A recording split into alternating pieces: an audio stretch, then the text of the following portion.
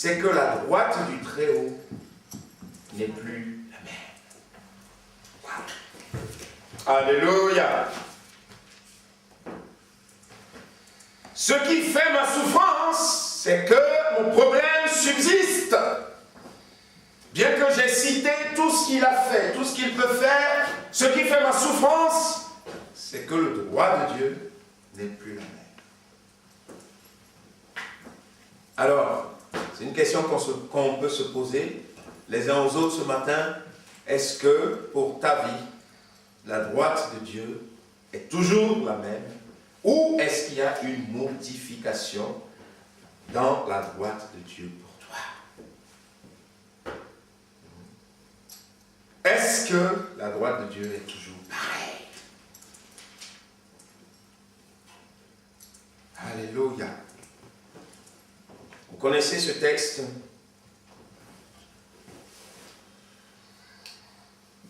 Jésus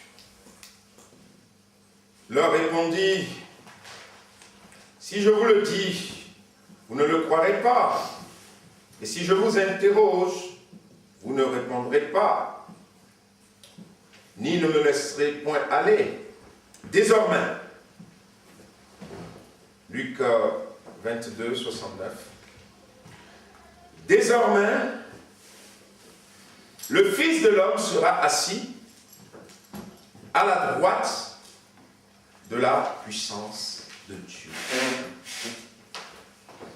Amen. Désormais, le Fils de l'homme sera assis à la droite de la puissance de Dieu. Alléluia. Oh, bien-aimé, on veut ce matin, on veut s'encourager ce matin.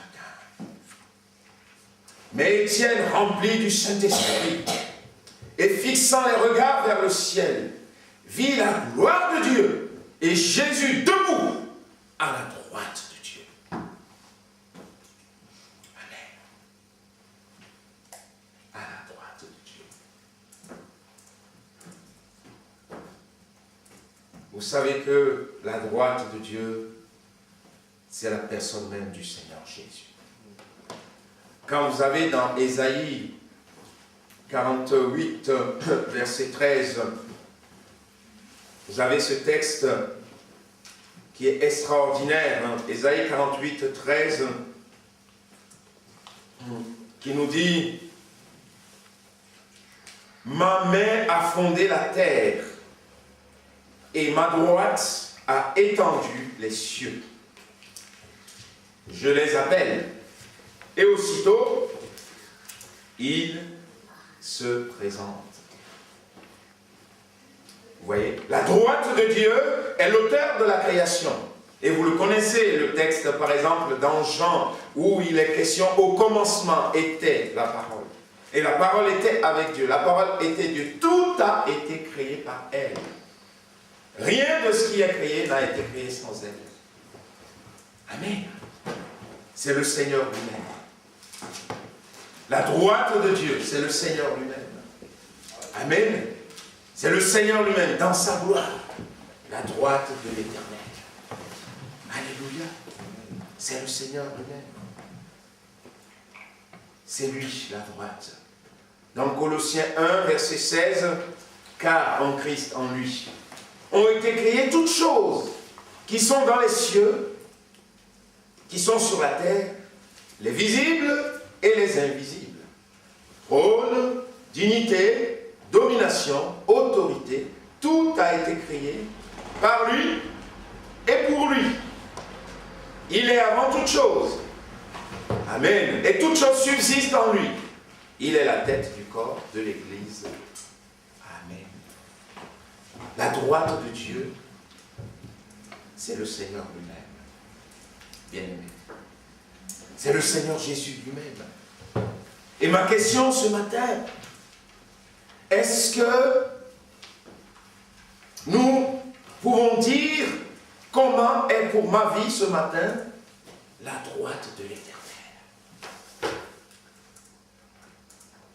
Ce qui fait ma souffrance, c'est que la droite du Très-Haut n'est plus la même. Est-ce que pour moi, la droite du Très-Haut est encore la même. Oh, bien-aimé, j'ai besoin d'une nouvelle révélation de la personne de Christ. Amen. Nous avons besoin d'une nouvelle révélation de Christ pour pouvoir le voir dans sa gloire, pour pouvoir le voir dans sa puissance, pour pouvoir le voir en tant que le roi des rois, le Seigneur des seigneurs, pour qu'en nous, il y ait toujours la bonne vision sur la droite de Dieu. La bonne vision. Et souvent, c'est quand on est dans le creux des problèmes que ces miracles s'accomplissent. Parce que quand tout va bien, c'est très facile de louer Dieu, c'est très facile de chanter, c'est très facile de témoigner. Mais quand on passe par un temps difficile, par un moment de turbulence, alors là c'est difficile. Et c'est là que j'ai besoin d'une nouvelle révélation de Dieu. De voir le Seigneur Jésus marcher sur l'eau. Amen. Le marcher sur l'eau. De marcher sur la mer, qui représente un peu les tracas du monde, les soucis de la vie, les problèmes dans lesquels je peux être. De voir Jésus au-dessus de ces problèmes, au-dessus de ces difficultés. Et de fortifier ma foi, de savoir que quand bien même je ne le vois pas encore, il est là. Il a le contrôle. Oh, dis à ton voisin, Dieu a le contrôle. Alléluia. Dieu a le contrôle de ta situation. Dieu a le contrôle de ta situation ce matin. Il a le contrôle. Amen. Ésaïe 41, verset 10. Oh, Jesus. Vous connaissez ce texte? Alléluia.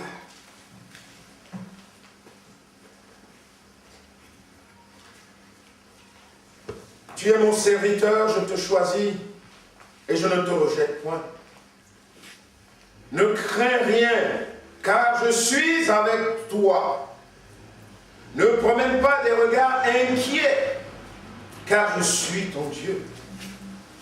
Je te fortifie, je viens à ton secours. Je te soutiens de ma droite triomphante. Nous avons besoin d'une nouvelle révélation du Seigneur Jésus pour comprendre que la droite de Dieu est toujours triomphante. Elle est toujours triomphante. Alléluia. L'apôtre Paul a vécu cela. Il a pu dire, nous sommes plus que vainqueurs par celui qui nous a aimés. Alléluia. La droite de Dieu est toujours triomphante. La droite du Seigneur. Elle est toujours triomphante, bien aimé. Elle est toujours triomphante. Oui, tu peux passer par un moment difficile où la question se pose, est-ce que la droite de Dieu est toujours humaine? Mais ce matin, Dieu veut se révéler à toi, à moi, à nous encore tout à nouveau. Le Seigneur Jésus veut se faire voir et que nous puissions le contempler dans son triomphe. Il a détruit les principautés. Il les a livrés publiquement en spectacle, en triomphant par la croix. Et il est le vainqueur des vainqueurs. Il domine sur toutes choses. Ce matin, mets ta confiance dans le Seigneur Jésus. Ce matin, regarde-le, alléluia, dans sa gloire. Regarde-le dominant tes problèmes, dominant tes difficultés, marchant avec force, avec puissance. Il est le vainqueur, bien aimé. Seigneur, révèle-toi encore à moi. J'ai besoin de te voir dans ta gloire. Alléluia. Le monde a besoin de voir des hommes et femmes qui savent, encore aujourd'hui, que notre Dieu est le Dieu de la victoire. Amen. Le Dieu du triomphe.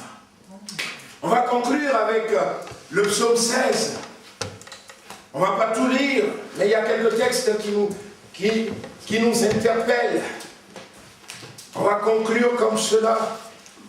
On va avoir quelques instants encore de prière. Pour que quelqu'un qui s'attend à quelque chose du Seigneur, qui n'a pas encore reçu, puisse se rassurer ce matin que son Seigneur est là. Amen. Oh, alléluia. Dans le psaume 16, à partir du verset 7, je bénis l'Éternel, mon conseiller.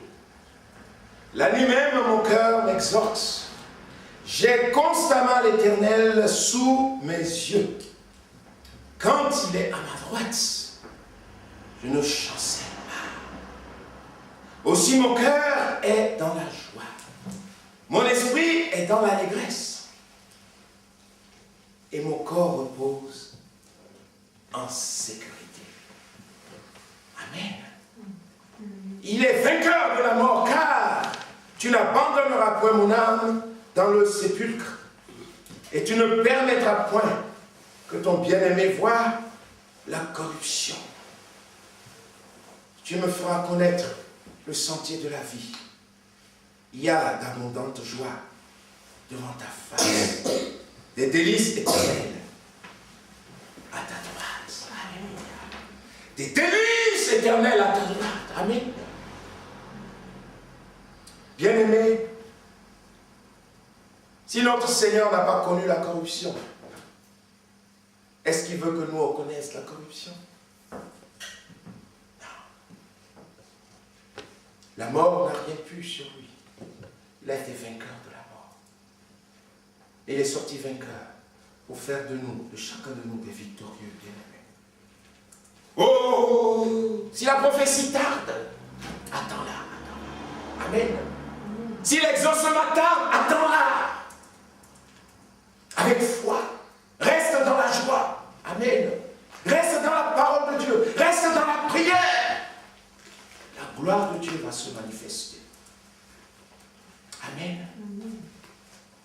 Il y a des délices éternelles à ta droite. Amen. En Jésus-Christ. Amen. Nous avons les délices en Christ. Amen. Les délices sont en lui. Amen. On va prier ensemble ce matin. On va demander au Seigneur, mon Dieu, bénis mon frère, bénis ma soeur, amen. Que chacun soit fortifié ce matin. Amen. On va se tenir et la main les uns les autres et on va prier les uns pour les autres. On va demander